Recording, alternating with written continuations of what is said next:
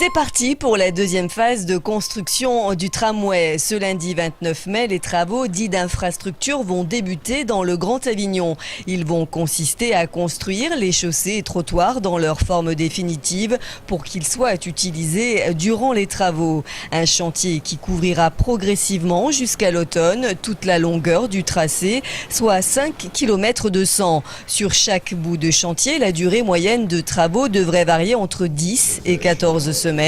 Une organisation voulue par le Grand Avignon.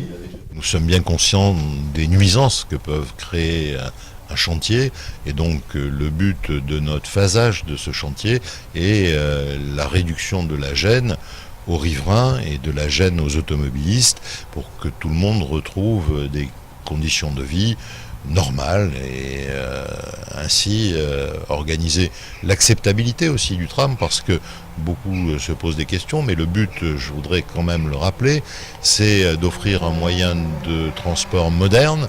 Aujourd'hui, ce qui fait la qualité de vie dans une agglomération, c'est la qualité de la mobilité, les distances, les temps de parcours travail-domicile, les temps de parcours pour aller faire des courses, pour ses loisirs, pour sa vie personnelle, doivent se réduire, ne doivent plus se passer dans des atmosphères polluées et dans des embouteillages automobiles.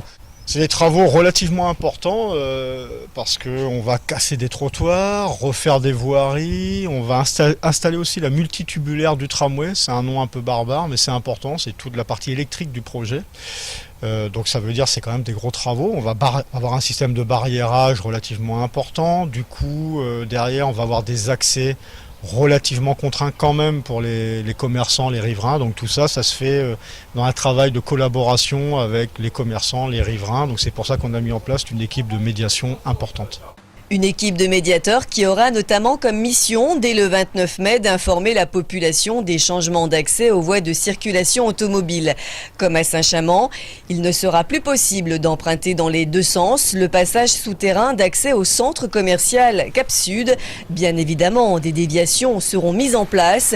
Il est d'ailleurs demandé à chacun de suivre ces consignes de circulation afin de réduire au maximum les perturbations occasionnées.